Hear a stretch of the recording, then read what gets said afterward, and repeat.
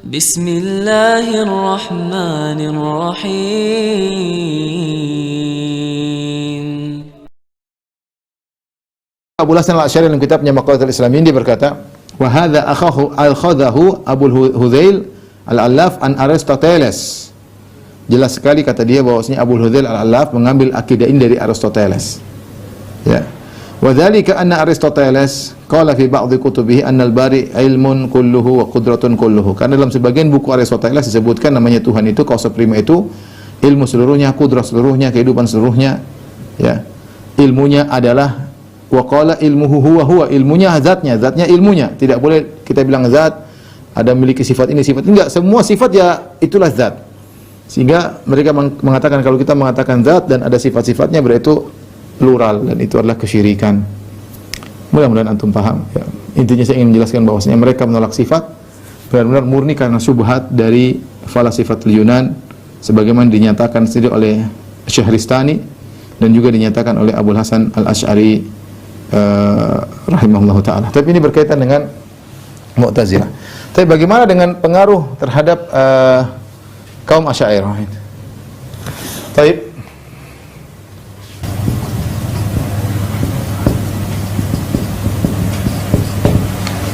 Di antara pengaruh akidah filsafatnya terhadap Asy'ariyah, di antaranya mereka mengatakan yaitu pertama, Allah tidak melakukan karena tidak memiliki tujuan tertentu, tidak memiliki tujuan.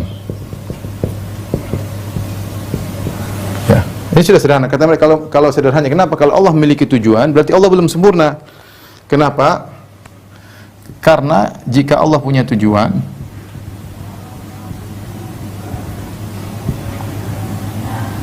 berarti Allah belum sempurna.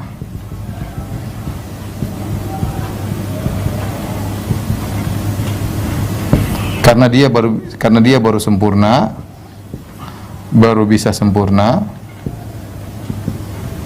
jika mencapai tujuan, jika telah mencapai tujuan.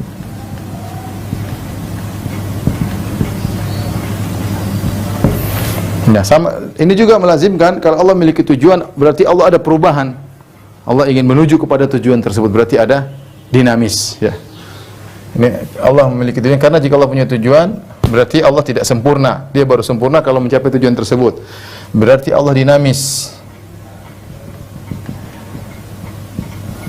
Dinamis, tidak statis. Dan ini juga tidak boleh. Subhanallah, Tuhan mereka syaratkan tidak boleh begini, tidak boleh begini ya. Ya. Tapi ini yang pertama ya. Pengaruh mereka. Saya bacakan dahulu pernyataan dari biar antum yakin, saya nukil langsung dari buku-buku mereka ya. Dan ini adalah akidah dari Asy'ariyah, ada akidah falasifah. Kita sudah sebutkan ini semua disepakati Allah tidak boleh punya tujuan. Ini adalah akidahnya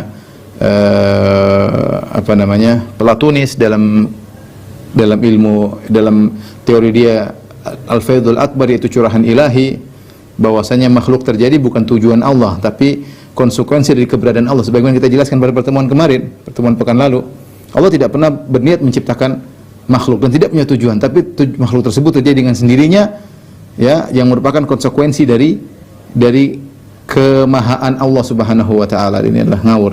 Kemudian di antaranya Aristoteles juga menguatkan teori hayuli dan surah yang sudah kita jelaskan bahwasanya hayuli bergerak bukan dengan kehendak Tuhan, tapi dia bergerak mencari surah agar bisa terbentuk sesuatu, karena sesuatu tidak bisa terbentuk kecuali gabungan antara hayuli dengan surah. Sudah pernah kita jelaskan juga.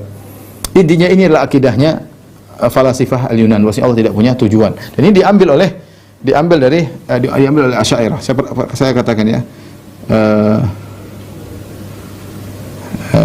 Lihat Ar-Razi berkata dalam kitabnya Al-Arba'in fi Usuluddin, la yajuzu an takuna af'alullahi ta'ala wa ahkamuhu mu'allalatun bi'illatin al-battah. Tidak boleh mengatakan bahwasanya perbuatan-perbuatan Allah dan hukum-hukum Allah itu ada didasari oleh tujuan tertentu. Enggak boleh. Tidak boleh hukum-hukum Allah dan perbuatan Allah didasari oleh tujuan atau sebab tertentu. Tidak boleh sama sekali. Syubhatnya tadi sama, kalau Allah punya tujuan berarti Allah tidak dinamis, berarti Allah tidak statis dan Allah dinamis, dan Allah berarti ingin sempurna menuju tujuan tersebut. Berarti sebelum itu Allah belum sempurna. Kemudian juga dia berkata, la yajuzu an yaf'ala Allahu syai'an li gharadin khilafan lil Mu'tazilah wa li aktsaril fuqaha. Tidak boleh bagi Allah untuk melakukan sesuatu karena tujuan tertentu. Hal ini berbeda dengan Mu'tazilah. Kalau Mu'tazilah mengatakan Allah punya tujuan. Dalam hal ini Mu'tazilah sama dengan Ahlus Sunnah, maksudnya Allah punya tujuan. Mereka Asy'ariyah mengatakan tidak, Allah tidak boleh melakukan sesuatu li syai'an li gharadin, tidak boleh punya tujuan tertentu. Ya. Lana anna kulla man kana kadzalik kana mustakmilan bi fi'li dzalika syai'. Kenapa kata Ar-Razi? Karena kalau ada sesuatu punya tujuan berarti dia tidak sempurna sebelumnya, dia baru bisa sempurna kalau dia mencapai tujuan tersebut. Wal mustakmilu bi ghairi naqisun li dzati. Berarti yang ingin dan yang bisa sempurna karena sesuatu berarti dia tidak sempurna. Murni logika, ya. Padahal dalam Al-Quran banyak sekali Allah melakukan ini demi ini karena ini banyak sekali dalam Al-Quran. Li ta'lamu, agar kalian mengetahui. Allahul ladzi khalaqa sab'a samawati wa mil ardi mithlahunna yatanazzal amru bainahunna li ta'lamu anna Allah ala kulli syai'in qadir. Ialah Allah yang menciptakan langit dan bumi, langit 7 lapis langit dan 7 bumi, ya. Allahul ladzi khalaqa sab'a samawati wa mil ardi mithlahunna yatanazzal amru bainahunna, maka turun perkara-perkara di antara langit dan bumi li ta'lamu, agar kalian mengetahui. Allah lakukan itu semua agar kalian mengetahui. Anallahu ala kulli syai'in qadir, bahwasanya Allah Maha kuasa atas segala sesuatu. Wa anallahu ala kulli syai'in, wa anallahu qad ahata bi kulli syai'in ilman, dan ilmu Allah meliputi segala sesuatu. Allah melakukan karena tujuan. Allah berfirman, "Dhaharul fasadu fil barri wal bahri liyudhiqahum ba'dalladzi amilu la'allahum yarji'un. Bima kasabat aydin nas liyudhiqahum ba'dalladzi amilu la'allahum yarji'un." Telah terjadi kerusakan di daratan, di lautan. Allah ciptakan kerusakan akibat ulah perbuatan manusia. Buat apa? Allah jelaskan. Liyudhiqahum ba'dalladzi amilu, agar Allah membuat mereka merasakan akibat sebagian ulah perbuatan mereka. Wala allahum yarji'un, semoga mereka sadar. Dan banyak. Wa ma khalaqtul jinna wal insa illa liya'budun, tidaklah aku ciptakan jin dan manusia kecuali untuk beribadah kepadaku. Jelas? Banyak sekali, dan kita bilang kalau kita manusia kalau melakukan sesuatu tanpa tujuan, ini orang enggak beres melakukan sesuatu tanpa tujuan. Afa hasibatum annama khalaqnakum abatha wa annakum ilaina turja'un. Apa kalian merasa kami menciptakan kalian hanya sia-sia, tidak kembali diminta pertanggungjawaban? Ini semuanya murni karena logika, mendahulukan logika, tidak akhirnya dalil akhirnya dibuang, ya. Dan inilah akidahnya Asy'ariyah, ya, ketika mereka menyatakan Allah tidak boleh berbuat dengan tujuan. Tapi di antaranya akidah Asy'ariyah juga yang merupakan terpengaruh dari falasifah, yaitu yang kedua, Allah harus statis.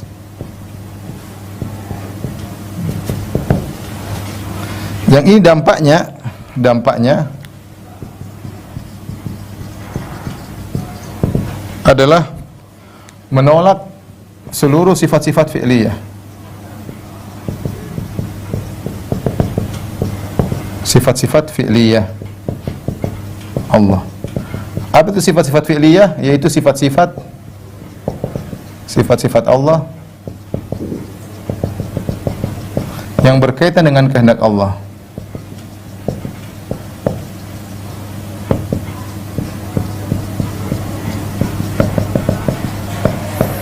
Contoh misalnya Allah mencintai yang Allah kehendaki, mencintai orang taat. Misalnya Allah murka pada pelaku maksiat. Misalnya Allah berbicara kepada yang Allah kehendaki.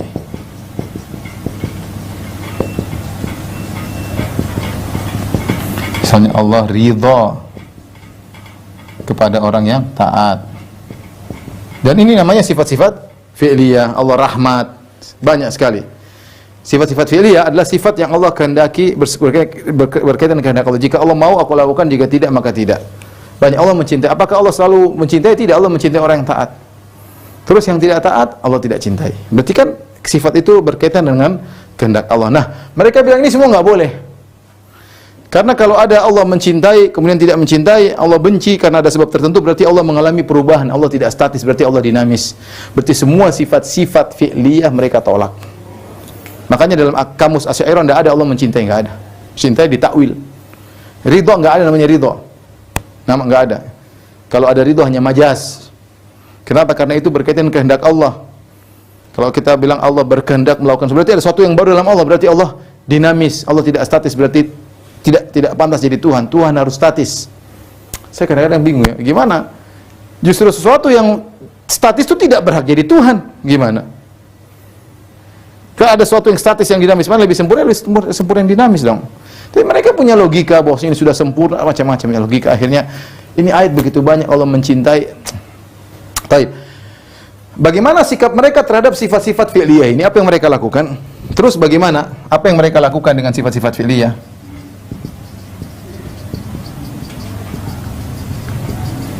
Dengan ratusan ayat, ratusan dalil tentang sifat-sifat fi'liyah.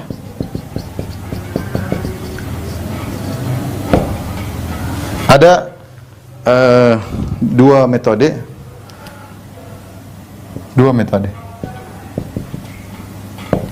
Pertama, mentafwid, yaitu Allah alam, kita tidak tahu maksudnya.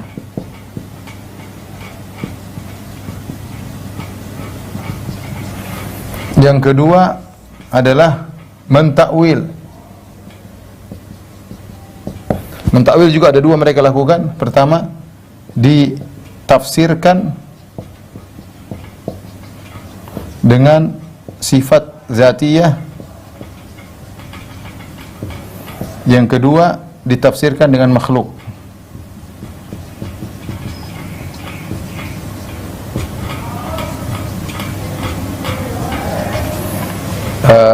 Saya mau bahas kayaknya antum pusing semua, ini berat ya. Tapi ya saya kasih gambaran sajalah. Sifat-sifat seperti ini banyak ya. Sifat-sifatnya mereka bingung. Ini ratusan ayat dalil Al-Quran, hadis banyak sekali, entah mungkin 1000 tentang sifat-sifat fi'li Allah, sangat banyak. Contoh dalam hadis, ketika Nabi Adam diminta untuk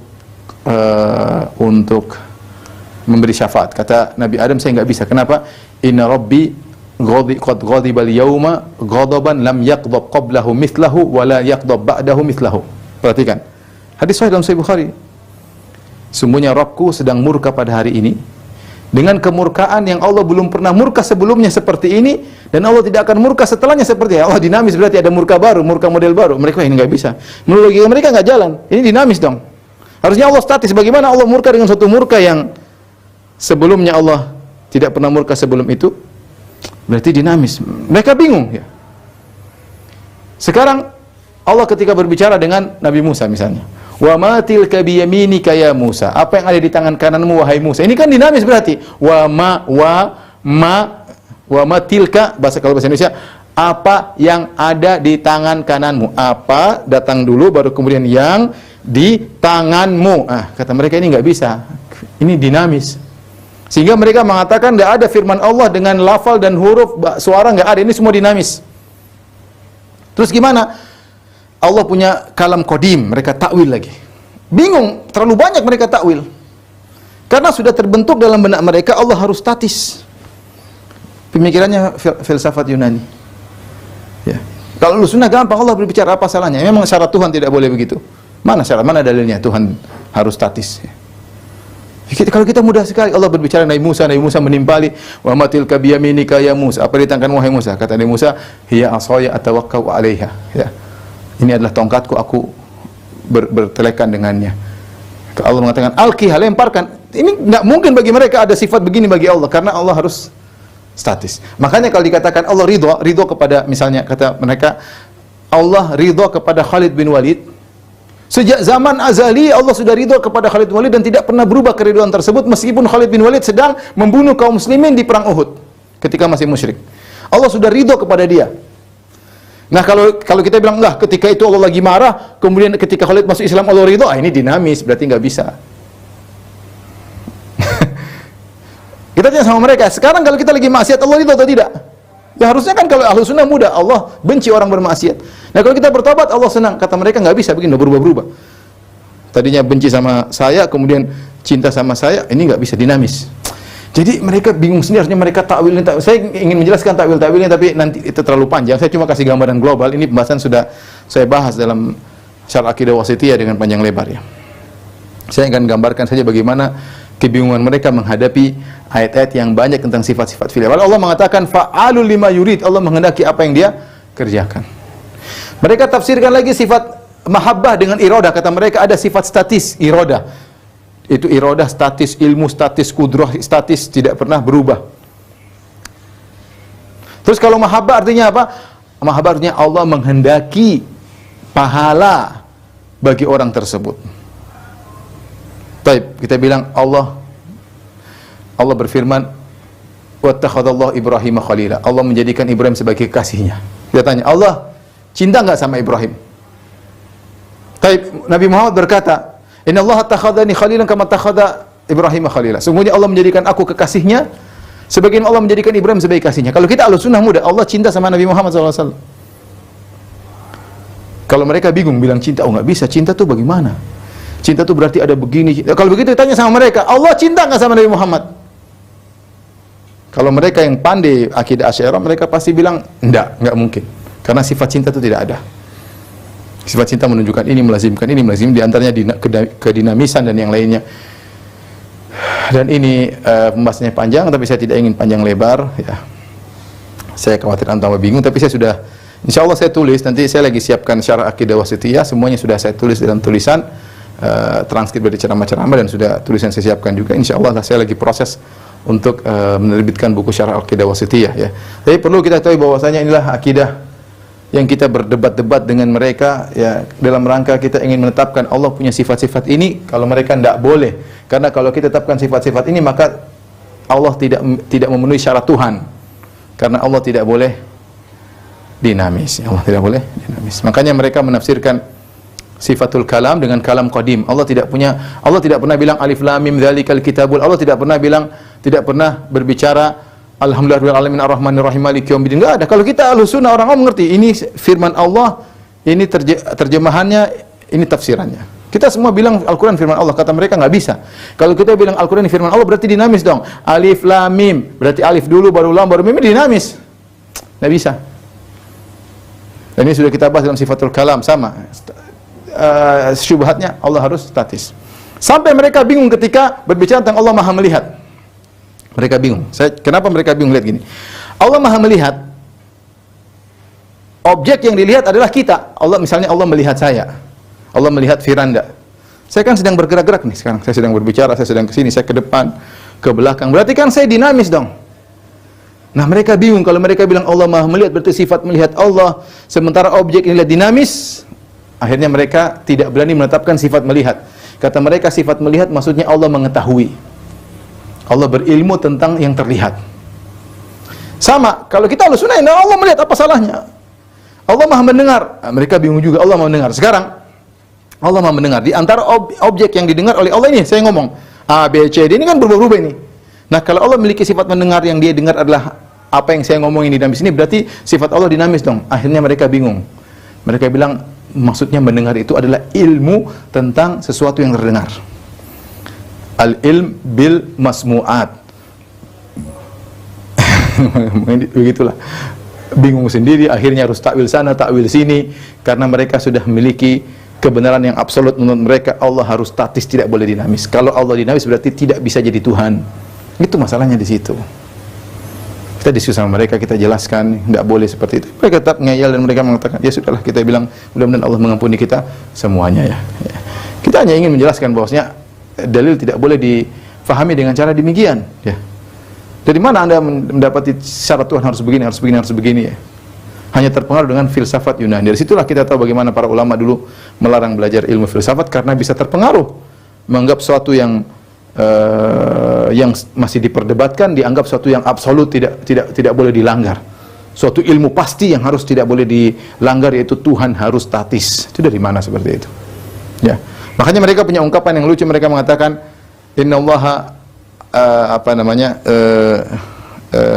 yasma'u al-mubsarat wa yubsir al-masmu'at. Allah mendengar yang terlihat dan Allah melihat yang terdengar. Mereka punya ibarat yang lucu itu.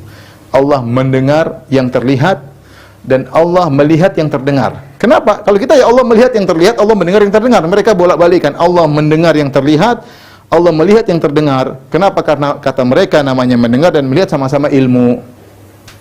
Dan ini tidak benar. Menurut Ahlus Sunnah sifat ilmu beda dengan sifat melihat. Sifat melihat tidak sama dengan sifat mendengar. Bagaimana mau disamakan mendengar dan melihat dengan sifat ilmu? Ini semua karena mereka terjebak dengan sifat statis Allah Subhanahu wa taala. Di antara juga terpengaruh mereka dengan falasifah Yunani adalah masalah Jauharul Fard. Tapi saya rasa sampai di sini aja. Ini nanti antum baca aja kalau bukunya sudah terbit, baca sendiri ya. Saya mau jelaskan nanti panjang lebar lagi, tambah puyeng.